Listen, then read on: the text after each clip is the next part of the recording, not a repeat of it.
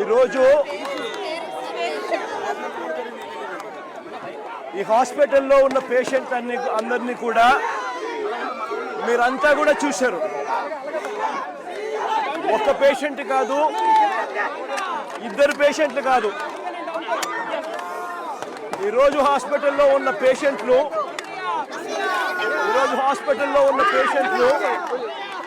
65 మంది పేషెంట్లు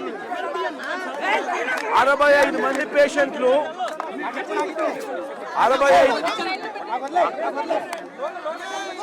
65 మంది పేషెంట్లు ఒకే స్కూల్ నుంచి 65 మంది పేషెంట్లు ఒకే స్కూల్ నుంచి కేజీహెచ్కి వచ్చినారు.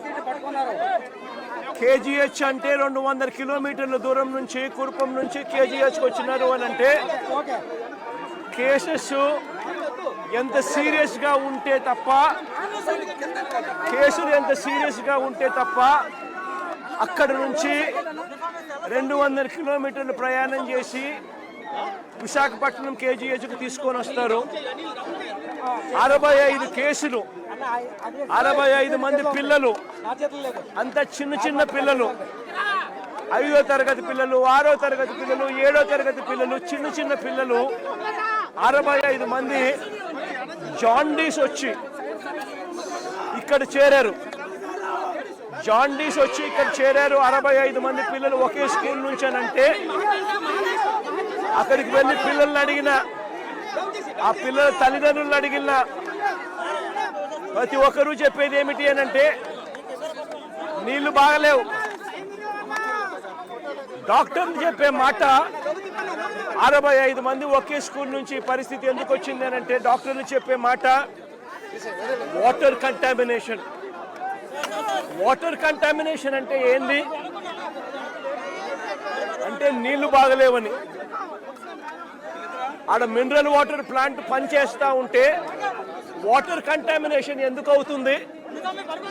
మినరల్ వాటర్ ప్లాంట్ పనిచేయడం లేదు కాబట్టి వాటర్ కంటామినేషన్ జరిగింది. వాటర్ కూడా ఎంత దారుణమైన కంటామినేషన్ అంటే ఫేకస్ కంటామినేషన్ అంట. ఆ స్థాయిలో వాటర్ కంటామినేషన్ జరిగి పిల్లలు జాండీస్ వచ్చి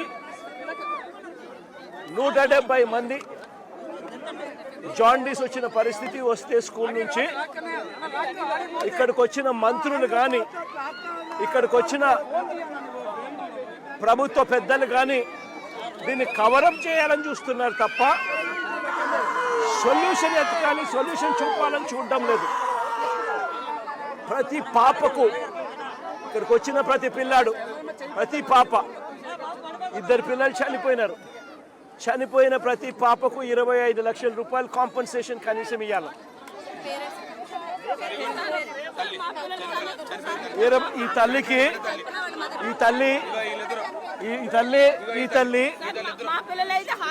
ఈ పిల్లలు 25 లక్షల రూపాయలు కనీసం. ఎందుకంటే అది గవర్నమెంట్ హాస్టళ్లలో నీళ్లు బాగలేక వాటర్ కంటామినేషన్ జరిగి 170 మంది జాండీస్ వచ్చి 65 మంది ఇక్కడ చేరి సీరియస్ కేసెస్ అయి విశాఖపట్నం వచ్చి కేజీహెచ్లో చేరి 2 చనిపోయిన పరిస్థితులు, 170 మందికి జాండీస్ వచ్చిన పరిస్థితులు. చనిపోయిన 2 పిల్లలకు కనీసము 25 లక్షల రూపాయలు ప్రభుత్వం తరఫున ఖచ్చితంగా ఇవ్వాలని డిమాండ్ చేస్తూ ఉన్నాం. ఇది ఒకటే కాకుండా ఇక్కడికి వచ్చిన పిల్లలు ప్రతి ఒక్కరికి కూడా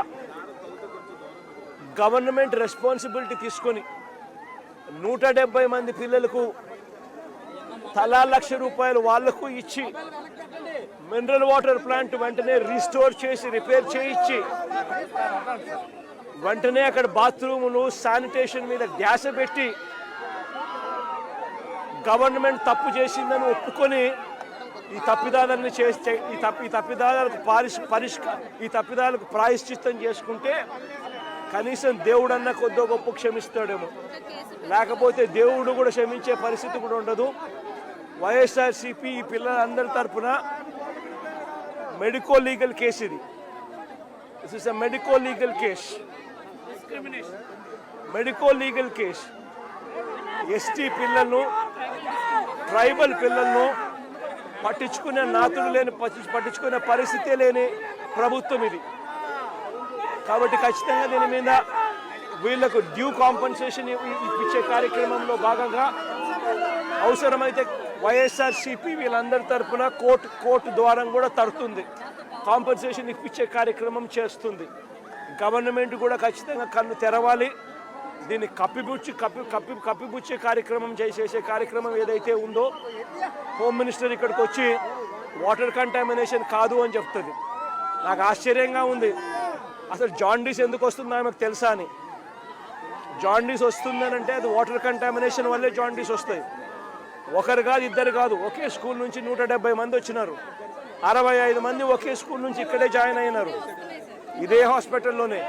మన వాటర్ కంటామినేషన్ వల్ల కాకపోతే ఏ దాని కంటామినేషన్ వల్ల జరిగిందని చెప్పి ఇటు నోరు తెరిస్తే అబద్ధాలు ఆడడము తప్పు. జరిగింది ఒప్పుకోమని చెప్పండి, ఒప్పుకొని దానికి ప్రాయశ్చిత్తం ఏమేం చేయాలో చేయండి అని చెప్పండి. 2 పిల్లలు చనిపోయినారు, ఆ తల్లులకు తోడుగా ఉండే కార్యక్రమం చేయాలా. ప్రతి ఒక్కరికి 25 లక్షల రూపాయలు ఖచ్చితంగా ఇచ్చే కార్యక్రమం చేయాలా. ఆ స్కూళ్ళల్లో, హాస్టళ్లలో ఆ మినరల్ వాటర్ ప్లాంట్ రిపేర్ చేయించండి, ఆ బాత్రూములు రిపేర్ చేయించండి, ఆ శానిటేషన్ రిపేర్ చేయించండి, వసతుల మీద ధ్యాస పెట్టండి. పిల్లలు కనీసం బ్రతికే పరిస్థితి, చదివే పరిస్థితి ఖచ్చితంగా ఉండేట్టుగా చేయండి. వీళ్ళిద్దరు తల్లులు ఎవరన్నా పట్టించుకున్నారా? తల్లుల గురించి ఎవరన్నా పట్టించుకున్నారా?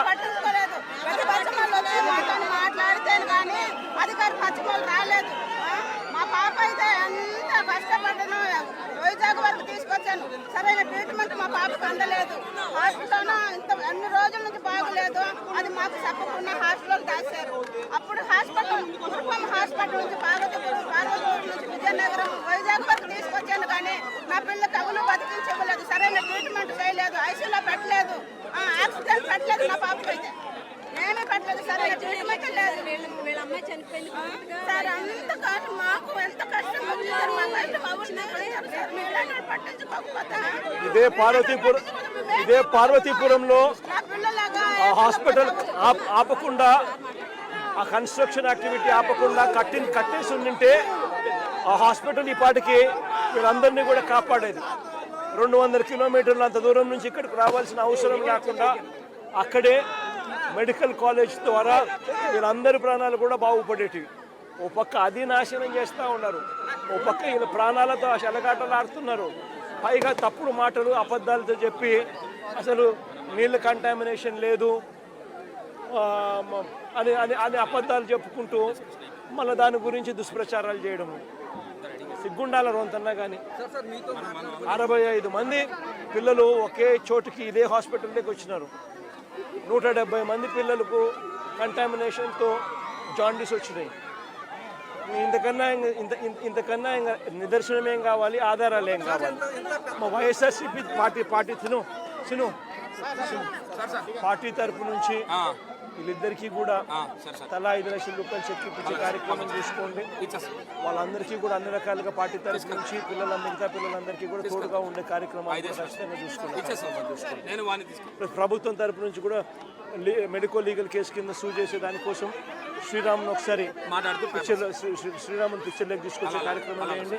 రెడ్ పిక్చర్ తయారు చేయించండి. వీళ్ళందరికీ కాంపన్సేషన్ వచ్చేట్టుగా గట్టి పట్టుకోండి.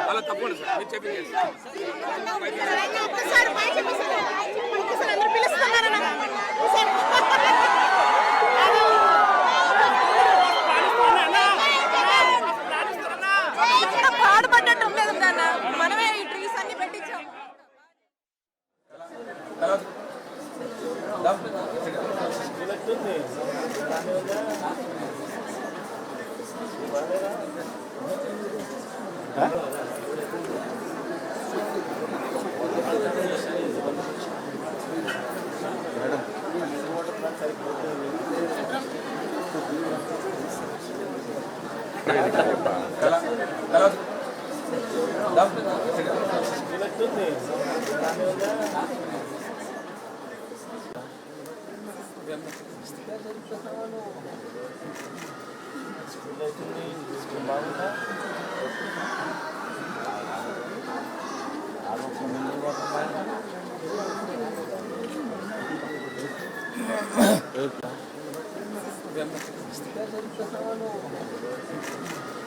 స్కూల్ అవుతుంది, స్కూల్ బాగుందా?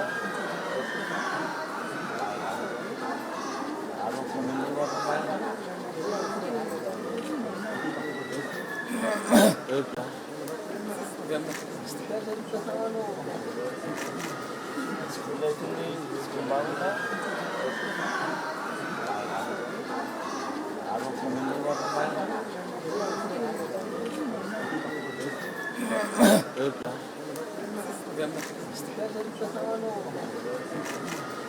స్కూల్ అవుతుంది, స్కూల్ బాగుందా?